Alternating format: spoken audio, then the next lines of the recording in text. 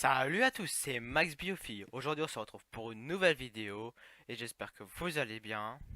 Alors, aujourd'hui, on va faire un débrief du Grand Prix de Bahreïn. Alors, pour cette vidéo, n'hésitez pas à liker, à vous abonner, à activer la cloche des notifications et à commenter, à partager à vos amis. Alors, tout d'abord, pour cette vidéo, nous allons parler du départ. C'est le premier point du départ. Alors, on va même parler avant le départ, du tour de formation. Alors, pendant le tour de formation, tout se passe bien jusqu'au moment où le moteur de Perez coupe, juste avant la fin du tour de formation. Il arrive à le redémarrer, sauf qu'il doit du coup aller faire le départ des stands. Du coup, toute la grille est obligée de refaire un nouveau tour de formation pour réchauffer les pneus, je pense. Et du coup, Perez, il va partir dernier des stands. Alors, quand ils finissent leur deuxième tour de formation, Max Verstappen se met un petit peu de travers pour essayer dès le départ de bloquer Hamilton. C'est ce qu'il a fait dès le départ, il a réussi à bloquer Hamilton, il n'y a pas eu de place échangée. Alors tout se passe bien jusqu'au moment où au deuxième virage, Mazepin, entre guillemets, Mazespin, part en spin. Son surnom, je crois qu'il est réellement donné, hein. Première course, deux virages. C'est un progrès, hein. Dire qu'il voulait faire une réputation en F1. Il est bien parti. Dû à ce spin, il y a une safety car. Oh, voilà pour le premier point, pour moi il est fini. Juste à la fin du coup du premier tour, Perez rentre au stand vu qu'il était déjà dernier. Il en a profité pour faire un arrêt. Chaussette des gommes medium. Ouais, medium. Pour le deuxième point, on va parler de Gasly. Pourquoi Gasly? Parce que dès le départ de la course, au cinquième virage, sortie du quatrième virage, se fait doubler par Daniel Ricciardo. Et malheureusement, il a fait une faute. En réaccélérant, en arrivant sur le cinquième virage, il a tourné peut-être un peu trop tôt et son aileron a complètement cassé. Il a dû rentrer au stand pour chausser des pneus. Il a jamais réussi à revenir parce qu'il avait des dégâts au fond plat. C'est une course ratée pour Gasly. Malgré, je sais, il va se refaire. C'est dommage pour lui. Alors, pour le troisième point, j'aimerais bien qu'on parle des écuries en général. Parce que je m'attendais pas à ça en vue des essais hivernaux. Je m'attendais bien Red Bull largement en tête. Largement, pas tant que ça. Mercedes, je m'en doutais qu'ils allaient améliorer, mais je pensais pas qu'ils auraient été gagnés la première course. Comme ça a été le cas. On peut dire que c'est de la chance, entre guillemets. J'y reviendrai plus tard dans cette vidéo. Alors, pour McLaren, je suis pas étonné, ils méritent pour l'instant leur troisième place. Ferrari, en fonction des essais hivernaux, je les vois un petit peu en dessous, mais en vrai ça va. Ils m'ont un petit peu étonné, je les voyais un peu en dessous, tant mieux pour eux. Alors, après, on va parler de Alpha Tauri.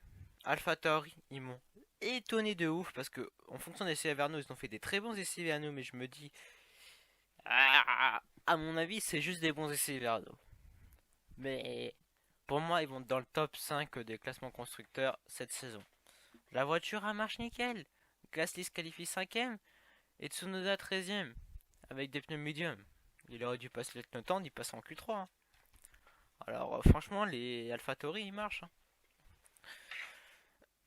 Après, on va parler d'Alpine. Alpine, en fonction de ses vernos, il me déçoit. Franchement, c'est l'écurie qui me déçoit le plus. Parce que je les voyais au-dessus. Il leur manque pas grand-chose. Mais le moteur, il a pas l'air de si bien marcher que ça. Parce qu'aux essais hivernaux, ils étaient toujours dans le top 10, hein. Là, ils n'ont pas ramené de points. Malgré l'abandon d'Alonso, j'y reviendrai vite fait tout à la fin de la vidéo. Alors après Alpha, après Aston Martin, entre guillemets, ils me déçoivent parce que je m'y attendais. Parce qu'à chaque coup depuis quelques années, on va dire, ils étaient assez loin. Ils étaient, pas, on va dire, ils étaient en bas du midfield. Je m'y attendais. Mais ils ont les dernières, ils ont fait, on va dire, un bon championnat parce qu'ils avaient copié, on va dire, la Mercedes de 2019 pour 2020. Ah, voilà. Je m'y attendais un peu que, on va dire, que la voiture ne suive pas le rythme des Mercedes ou des autres. Pour ça, je les voyais en dessous, mais ils ont été quand même. Stroll, il s'est qualifié dixième. Il a ramené deux.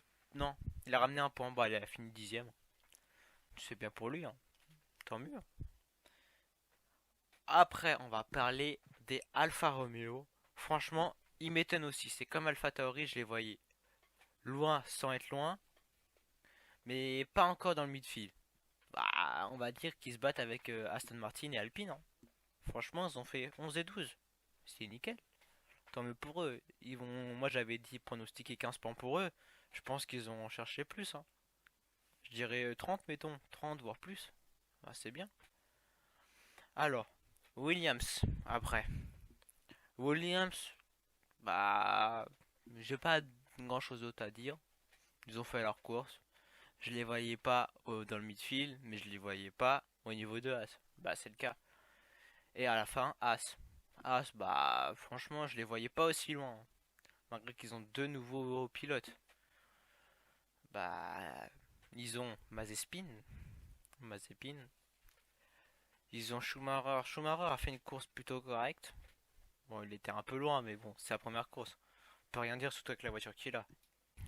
Alors, quatrième point, on va parler de la bataille Hamilton-Verstappen. Alors, pour cette bataille, Hamilton est rentré assez tôt. On va commencer du départ. Bah, il est derrière Verstappen au départ. Verstappen lui met quelques secondes. Il rentre plus tôt que Verstappen. Je sais plus au combien de tours, j'ai pas le plan sous les yeux. Bon, en gros, il rentre 3, 4 tours plus tôt, il me semble, que Verstappen.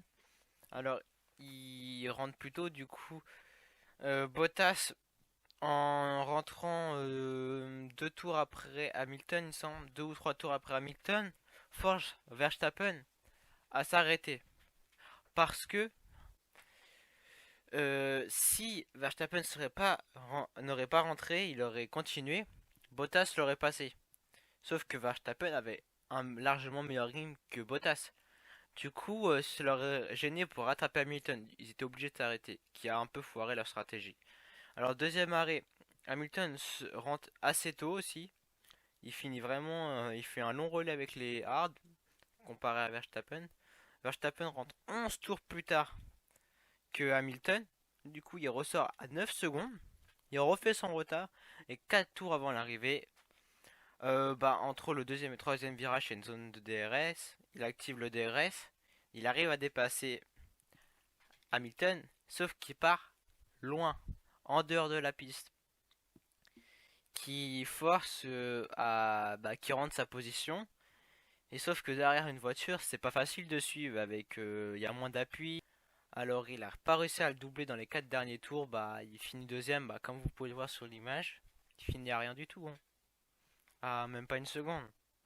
C'est dommage pour Verstappen parce qu'il méritait largement la victoire.